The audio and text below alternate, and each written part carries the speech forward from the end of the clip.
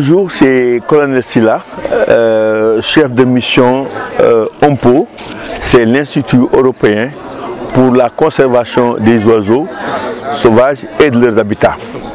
On agit ici au niveau donc du Sénégal, ça fait plus de 35 ans. On est dans cette activité de suivi des oiseaux migrateurs et donc chaque année on a la chance de pouvoir organiser ce qu'on appelle le dénombrement des oiseaux d'eau et qui est un lien entre l'Europe et l'Afrique, un patrimoine justement que nous suivons, donc l'évolution de ces habitats nous intéresse. Diadème 2, Diadème 3, ce qu'on appelle des villages périphériques. Un des villages, celui-là, il se trouve dans la zone tampon même du parc. Et donc, la propriété du village nous incombe à plusieurs points. Pourquoi? Parce qu'on a vu que l'emploi des plastiques dans nos activités quotidiennes devient de plus en plus flagrante, de plus en plus préoccupante, au point que aider à assainir ces habitats, parce que ces habitats sont dans le parc, ces habitats font partie intégrante du parc, ces habitats sont fréquentés par les oiseaux et ces habitats également sont très sales. Donc il faut sensibiliser à avoir des habitats propres, dans un premier temps pour les oiseaux, mais également pour les populations. Le projet Nature Propre, quand vous avez votre environnement propre, vous allez produire propre. Parce qu'ici, les activités que vous avez l'élevage, l'agriculture. Or, tous les sachets plastiques que vous voyez là vont retourner dans la zone humide. Tous ces plastiques là-bas également vont être soit consommés par les animaux et c'est un danger. Donc les aider à assainir, n'est-ce pas, leur environnement en nature propre, on est certain d'avoir également une production propre. Attendu, c'est avoir, n'est-ce pas, un environnement propre, hein, maintenu de façon durable, que ça devient une habitude de nettoyer régulièrement les villages et de façon également organisée. Et on est en train d'organiser le ramassage des ordures sur une période qui sera déterminée par les comités villageois. D'abord, on se positionne dans le cadre de l'éducation, mais nous avons donc la FAO, dans le cadre d'un grand programme, n'est-ce pas, des oiseaux et des habitats sahéliens au sud du Sahara. Donc on accompagne ces populations-là qui doivent comprendre que une nature propre permet de produire de façon propre, n'est-ce pas, au niveau des habitats. Et ça, c'est un élément extrêmement important.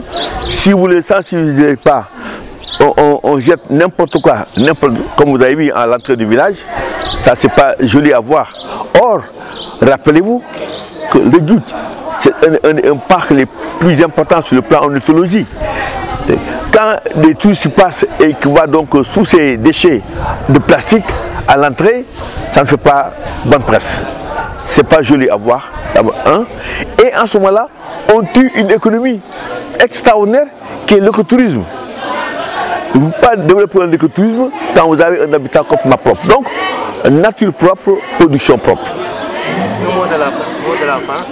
Mais remercier donc l'ensemble des partenaires qui nous ont rejoints, n'est-ce pas? Je pense que la FAO a bien touché. On peut demander également la société d'assainissement au niveau de Saint-Louis qui nous accompagne, mais également l'université Gaston Berger à travers donc ces sections d'animation à travers l'environnement, mais également à travers le master ornithologique. Yàlla rek delloo di sant yonent bi di nuyu tamit sunu chef du village di Yérim Diouf di sant Silla mi nga xam te moom moo indi Mariama mu xamante ak moom moo indi fi ci biir dëkk bi ci Diadiam 3 xam te moom moo indi xalaat bu rafet bi ñu ngi koy sant bu baax di ko gërëm ndaxte setal moom lu baax la ndaxte dëkk moom bu setulee kenn du mën a wér du am tamit ku la gis du la naw dégg nga ak yu mel noonu kon nag ñu ngi sant yàlla bu baax di sant équipement bi ànd ak Mariama ak tonto Silla yëpp. waaw yaay booy. tata Mariam. loo leen di ñaax ñoom. li leen di ñaax mooy waa dëkk bi nañu góorgóorlu jóg taxaw ñoom ñëpp mag ak ndaw. xale ak mag yëpp nañu jóg taxaw jàppale seen bopp jàppale Mariama jàppale tonto Silla. wala rafetlu nañu ko lool te bu doon tey ji dëkk bi du ñëpp ñu ngi nekk ci garde bi ak yu mel noonu kon dëkk bi dana ëpp lii waaye nit yi mënuñu wàcc seen tool yi ñëw wàcc tamit seen tool yi ñu yàqu ak yu mel noonu ndaxte ñun ñii ci tool yi la ñuy jege waaye al foog ñu ñëw ndaxte lii sunu dëkk lañ ko defal ñu ko keneen sunu dëkk lañ ko defal ñu ngi leen di gërëm di leen sant. ñoo ngi leen di sant di leen gërëm seen teewaay fii nii ci biir Diadiam 3. waaw ñeneen ñi ñuy jaajëfal ci suñu teewaay fii ci Diadiam 3 léegi Yamar li ma laaj sa naataango Mohamed rek laa lay laaj mooy que ban gis-gis nga am ci projet bi nga xamante ni waa OMPO am nañ ko offrir leen ay matériel pour ngeen gunge leen pour ngeen mën a setal seen dëkk. waaw comme li ma ko moom ci boppam comme li ma ko waxee woon rek ñun daanaka village bi yàgg nañ ko di ko set mais comme li ma waxoon rek ñàkk ku ñuy jàppale ci accompagnement bi ñàkk matériel ndax village bi toll nii moom boo koy set bu dee amoo matériel daanaka set bi du mujjee fenn waaw te man lu mel ni dem koy rafetal bu baax a baax ndax suñu président fan yëpp mi ngi ko doon woote ci li nga xamante ni mooy setal. kon ñii képp ku ñu gis mu ñu ci jàppale def ni neex lool. ndax dañ ci gën a pousse rek ndax suñu président lii la woote. yaakaar naa ni le premier bu ñu jëm ni journée bu mel ni la woote. kon ba ngeen di ñëw ñun da leen di appuyer di leen gërëm bu baax a baax ci mel nii. waaw lan ngay yokk ci ñi nga xamante ne ci ñoo sabab projet bi di waa OPPO. waaw dam leen di wax rek comme ça nan gën a jàppale rek suy mel ni ndax set daanaka lu am solo si dëkk wax mal si village ndax képp nga xamante ni day set si biir këram na fexe mu set village yu mel nii. comme bu na amee yu mel ni ñu ni jàppale ñoo ngi leen di gërëm bu baax a baax di leen sant di leen wax nan gën a jàppale ndax bu gën a set ndax ñun loolu lañu soxla si suñu village. naa ci jàngat bu rafet parce que tey kontaan naa lool ci li ngay xam ne ñoo ngi koy jàppale ci sunu dëkk ñoo ngi setal sunu dëkk te ñoom ñoo ngi taxaw ak ñun taxawee bu rafet ñoo ngi leen gërëm bu baax di leen sant gërëm Mariama ak Issa Sylla moo tax ñu boole leen ak yéen ba ngeen ñëw fii ñu am ci liggéey bu nga xam ne ñoo ngi si taxaw noonu ak sunu njaboot yi yëpp dañu kontaan nag ci la nga xam ne ndax ku ñëw mu ni la setal dafa bëgg a sataar loolu kontaan nañu lool wax dëgg yàlla. ñëpp xam nañu kontaan nga parce que mi ngi feeñ sa kanam booy wax aussi sa kanam gi mi ngi belli léegi loolu lan nga leen di ñaax lan nga leen di wax pour ñu yokk ko ñu bañ a teggi seen tànk. bëgg nañu wax dëgg yàlla ñu jàppale leen bu baax parce que ñun setal bi nañ ko gëj di ko def te bu ñu gisee nit yi di ko def ci biir télé bi dañu kontaan ba mu egg si ci ñun léegi nag bëgg nañu ku ñu jàppale bu baax mu jàppale ñu ci nga xam ne affaire liggéeyu kii li ñu matériel bi ak moyen yi dañu ñàkk moyen ak ñu jàppale ñu jigéen yi xam nga góor yi ñoo ngi ne tey ci àll la ñu jógee ñëw pour ñu jàppale ñu ñoo ngi dem di liggéey yàq nañu seen liggéey tey pour ñu sunu taxawaay bi ak yéen léegi noonu tamit dañu bëgg ku ñu jàppale bu baax parce que ay bas doole la ñu amuñu ku ñu dab ndax ku xëy bëgg na lu mu indi waaye tey sunu xuy bi moom teguñu ko dara parce que sunu setalu dëkk bi la kontaan nañu si lool wax dëgg yàlla. Voilà, c'est Stéphane Marsendong, je suis le secrétaire adjoint du collectif UGB Verte. UGB Verte est une structure qui a été créée en 2012 sous le magistère du professeur Mary Teuw Niane. Donc c'est une structure qui milite pour l'environnement, pour sa protection, également s'active dans le service à la communauté. Donc nous sommes là, une structure qui regroupe non seulement les étudiants, le personnel administratif et de service, mais également les personnes enseignantes et de recherche. Donc on a fait des activités, que ce soit pour le reboisement, des activités de sensibilisation, d'éducation environnementale également, et comme aujourd'hui nous venons de le faire aussi, des activités de setal et aussi également de brain audit. Je pense que les activités vont de pair. En tout cas, tout ce qui s'active dans le domaine de l'environnement, nous sommes preneurs. L'essentiel, c'est de sensibiliser au maximum les populations par rapport aux enjeux climatiques qui sont là. Et je pense que ça se passe par les activités qui sont les plus basiques, c'est-à-dire d'impacter l'environnement direct par des setal et autres. Donc je pense que c'est le pourquoi, en tout cas, la structure elle est là pour un peu appuyer un peu par rapport à cette activité de setal. Et quel est le message que vous voulez passer? Le message que nous voulons passer, c'est de ne minimiser aucune action.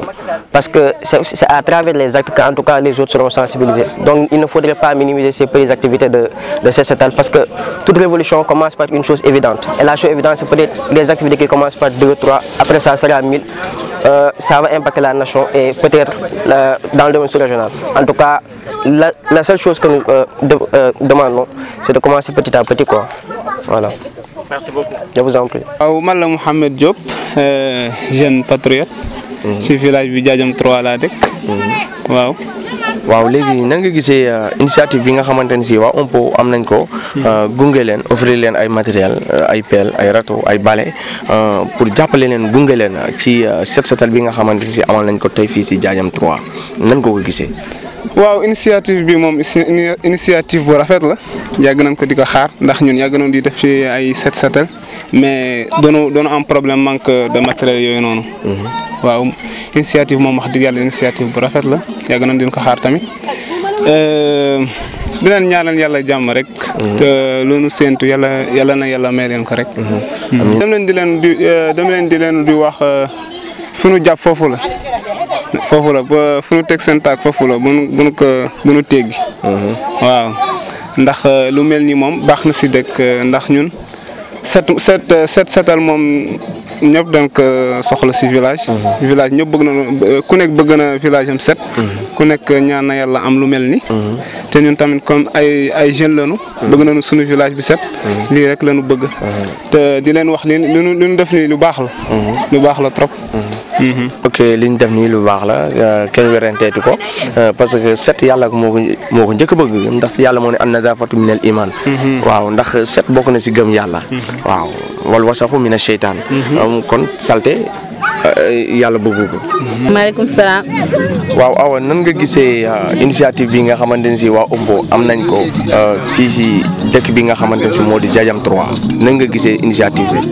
dama neex lool te kontaan naa si man ak sama morom jigéen yëpp macha allah tey dëkk bi macha allah set na te moom duñ ci bëgg a continuer bëgguñ ci tay rek mu arrêté incha allah pour ñu continuer si ngeen jàppale ñu si matériel bi incha allah dañ ci continuer man ak sama morom yëpp ñoo ngi fii macha allah tey dañu kontaan. sama rakk yi sama mag yi ak xale jigéen ñun ñëpp ñoo ngi fi.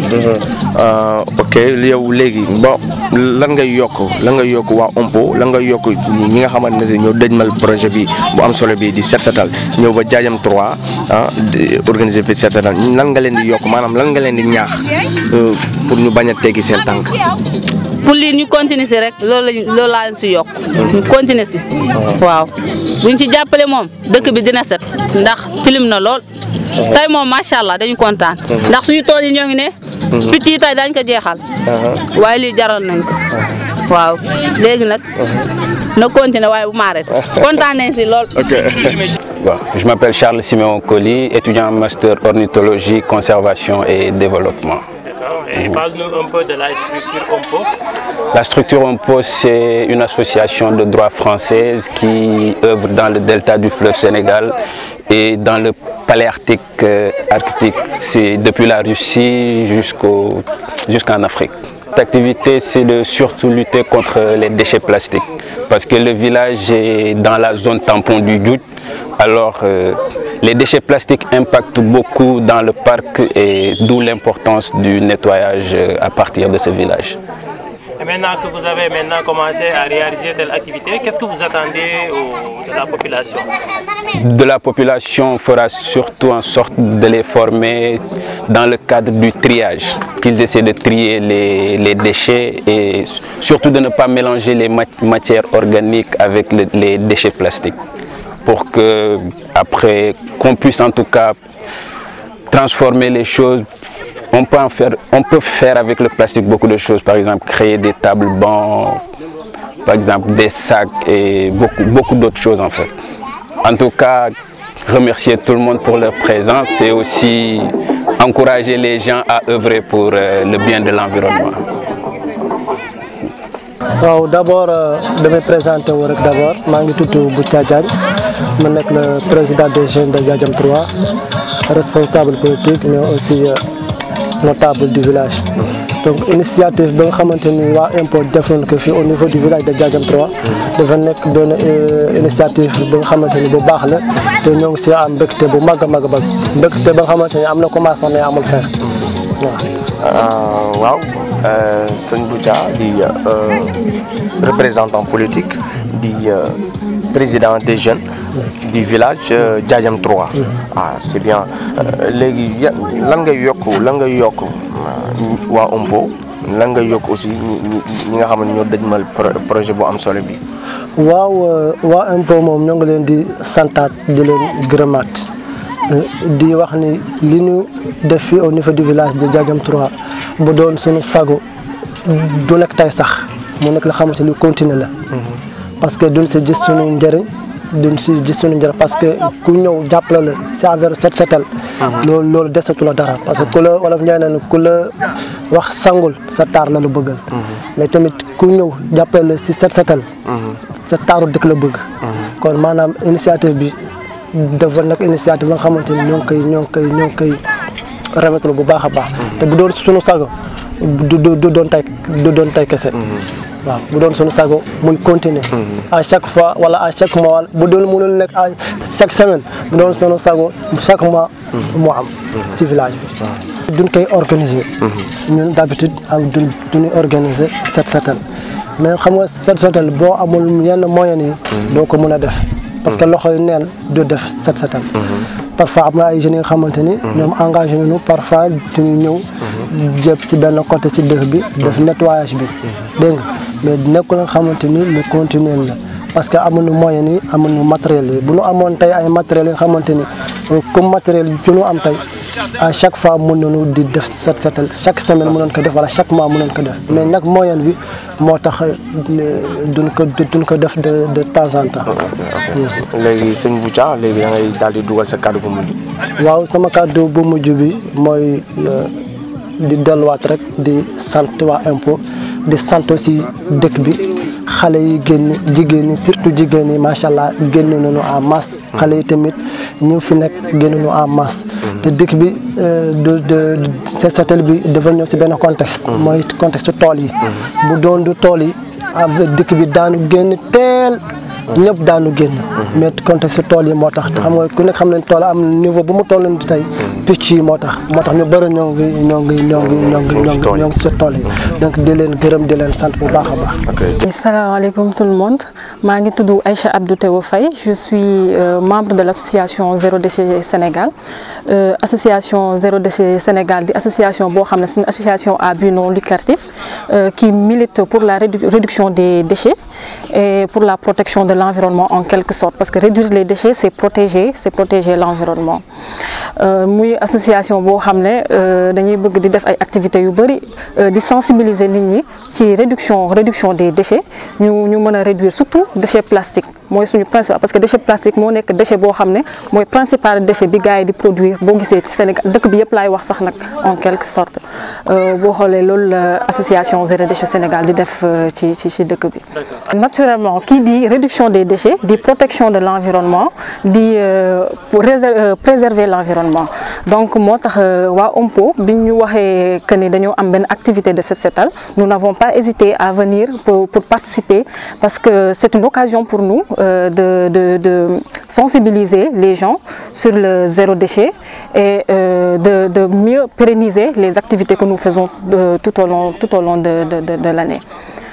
Et pour la durabilité des impacts, je me dis que faire des set setal c'est bien, mais le fait de sensibiliser des gens sur la réduction des déchets est meilleur parce que bu ñu sensibiliser ñëpp ci réduction des déchets wax leen que ni nous avons des alternatives que nous pouvons utiliser pour pouvoir bàyyi déchets yu bëri yi ñuy utiliser loolu c'est meilleur parce que avec cela nous n'aurons plus besoin de faire des set setal à chaque fois donc le fait de sensibiliser de parler de donner les gens des alternatives qu'ils peuvent utiliser pour pouvoir réduire ces déchets je pense que ce serait meilleur et nous association Zéro Déchet Sénégal nous sommes partantes de vous aider dans cette dynamique parce que boo xoolee ñun loolu mooy suñu liggéey fii nii ci dëkk dëkk bi. waaw maa ngi remercier ñëpp maa ngi remercier waa dëkk bi ñi nga xam ne ñoom lañ fekk fii nii di remercier association OMPO ñi nga xam ne ñoom ñoo initier activité bii nii parce que c'est un grand pas vers la réduction des déchets vers la protection de l'environnement maa ngi leen di remercier bu baax di remercier waa association Zéro Déchet Sénégal ñoom ñi nga xam ne ñoom ma intégré ci seen association bi def le tout pour que ma mën a conscient que ni le fait de produire des déchets à chaque fois n'est pas quelque chose de bien. Il faut parfois avoir un esprit pour réduire en quelque sorte les déchets que nous produisons. En fait, je suis Oumy Signaté, Oumy laa tudd sant Signaté, étudiante la UGB ci master bu bees bu ñuy tuddee ornithologie conservation et développement master bu bees bu ngi doog a tijji en Afrique de l'Ouest. En fait stagiaire lañ ci OMPO suñu stage ba muy waaj a jeex ñoo gis ni dafa amoon lu ñu organisé woon fête du nénuphar lañ ko tuddee woon fi dafa am dafay sax nénuphar la tudd bañ ko organisé am na benn télé bi fi ñëwoon waa TV5. Après dañoo gis aux alentours par exemple des fois touristes yi bu ñu fi ñëwee ak ñeneen fii entrée parc la parc national des oiseaux du Djoudj puisque entrée parc la à chaque fois dafa war a set ndax touristes yi dañ fiy ñëw ñëpp dañ fiy ñëw ndax dañ koy jaay ñoom te bu ñu demee dañuy wax te dañuy filmer te dañuy photo en même temps léegi puisque c'était ça ñu jékki-jékki am initiative pourquoi pas ñu nettoyer entrée parc bi dañuy 7 villages yëpp lañ koy def ndax parc bi dafa ceinture ak 7 villages mais dañuy commencer par village yoo xam ci entrée bi lañ nekk bu ñu leen nettoyer après on sensibilise ñu fi nekk bu ñu leen sensibiliser ba pare après ñu bàyyi leen après ñoom ñooy continuer travail bi mais le début dañ koy def ak ñoom. ay comme ni ñu ko defee puisque nature propre la ñu wax fii yëpp mu set bu setee ba pare suivi lañ bëgg parce que avant dañoo ñëw sensibiliser leen ne dañoo bëgg a ànd ak yéen ci nangam ak nangam bu ñu paree yéen a war a jël donc continuité bi pour bu ñu ñëwaatee par exemple touriste bu ñëwaatee fii day set wecc. Et quel est le message que vous voulez faire passer à l'endroit des jeunes? C'est à eux, par exemple, de se sensibiliser entre eux. Nous sensibiliser ñom sen bop. Ñom ñoo wara jël continuer. Peut-être les yaay yek yoy dañuy occuper. Mais jeunes ci bop ñoo wara jël initiative bi momal ko sen bop. Décider à travers puisqu'il y a une commission jeunesse, décider ñom ensemble que nous continuer travail bi. D'accord. Le mot de la fin? On remercie tout le monde. Nous remercions parce que nous pouvons que ce soit étudiants UGB, master, population, nous les remercier par rapport à cette participation. Et on se donne rendez-vous. Peut-être que nous avons décidé un jour de cette étape et inviter nous assister. Pour contribuer également à ce travail. C'était juste ça. Nous sommes venus de l'Engram Centre, de OMPO. Je suis Ahmed Diouf, le représentant du chef du village de Djadjam 3. Tay ñu xey di setal dëkk bi and ak benn partenaire bu ñuy wax OMPO vraiment moom la ñuy xëyee woon tey di setal dëkk bi. Est-ce que mën nga ñu wax sa diggante ak OMPO? waaw suñu diggante ak OMPO moom xam naa ne moom bu ñu ko doon wax tey dina gudd trop waaye dañ ciy tënk tuuti rek OMPO moom dafa nekk partenaire boo xam ne ci partenaire u Djadjam 3 la ndax bu ngeen gisee fi ñu taxaw nii donc déjà OMPO moo fi nekk donc ñu nekk fii di liggéey aussi vraiment. ci anam yu bare ñuy liggéey ci jàkkaar bi ñuy liggéey ci volet sensibilisation ñuy liggéey aussi ci vraiment wàllu mbalit bi donc vraiment ñu lëkkaloog ñoom ci benn projet boo xam ne pour nettoyer dëkk bi setal dëkk bi donc vraiment loolu moo tax daal loolu lu yàgg la daal suñu diggante ñun ak ñoom. alors lii kay moom wax dëgg yàlla yaakaar naa ni mënuñu wax fu mun a yem contenté bi ñu am ci moom fu mu mën a yem ci ñun ndax vraiment dafa nekk mbir boo xam ni daf ñu soxal parce que yaakaar naa ni ku ñëw ku la ni sangul sa taar la bëgg asuma ku ñëw nag di la jàppale ànd ak yow di setal dëkk bi vraiment amul lu dul contenté ci moom ñoom contenté ci aussi ci étudiants yi nga xam ne ñëw nañ ñoom tamit ñëw jàpp ci bés bi muy bésu Djadjam 3 le 23 bi. vraiment ana yeneen jéego yan ngay xaar aussi ci OMPO bu fekkee mën nañ ci jàppale village bi accompagner leen si. waaw ñu ngi leen di xaar ci yu bare ñu ngi leen di xaar vraiment ci yenn activité ci école yi ñu ngi leen di xaar ci wàllu santé bi ñu ngi leen di xaar ci wàllu vraiment lépp loo xam ni développement wu dëkk bi la muy mbéy bi parce que dëkk bi ay béykat lañu ay nappkat lañu te boo xoolee am nañu ay tool yoo xam ne ñu ngi fii. muy maraîchage bi te maraîchage bi dañu am problème pour ndox mi egg ci ñoom yooyu yëpp ñu ngi ci waxtaan ak OMPO pour bind ci benn projet vraiment pour ñu mën a jàppale population yi jeunes yi ñu mën a liggéey ci biir Djadjam 3. D'accord. En tant que chef de village tey gis nga ñoom ñu initier lu mel ni yan jéego ngeen fas yéene teg pour que lu mel ni mu nekk loo xam ne day sax ba faw. waaw li continuité lañ koy def ba vraiment parce que vraiment ñoom lu ñu taxawu nii ñun daal dëkk bi tey set na kon dañuy continuer dëkk bi mu mun a continuer di set incha allahu rabbi dañuy fas yéene incha allahu même bu dul chaque jour ñu def ko 2 fois par semaine vraiment ñu koy def dëkk bi pour dëkk bi mu mun a set vraiment. d'accord ana yan kàddu ngay tàggoowee ak ñi nga xam ne bëgg nga leen remercier. waa li ñuy remercier daal ñu ngi remercier waa OMPO vraiment di leen gërëm di leen sant en particulier Patrick Triplé ak colonel Silla ak équipe bi ñu àndal muy ñoom Mariama ñoom ñëpp. di remercier population bi aussi waa Diadiam 3 vraiment jeunesse bi ak jigéen yi vraiment gis nañu seen taxawaay tey gis nañu seen bëgg dëkk bi bëgg setu dëkk bi vraiment loolu gis nañ ko di remercier aussi étudiants yi nga xam ni vraiment ñoom tamit déplacé nañu de Saint-Louis ba fii vraiment joxuñu leen dara dañu ñëw juste uniquement pour jàppale ñu pour dëkk bi mën a set vraiment ñu ngi leen di remercier yéen journalistes yi nga xam ni ñëw ngeen fii tey donc vraiment ñu ngi gërëm ñëpp di sant ñëpp di ñaan yàlla aussi li mu continuer vraiment.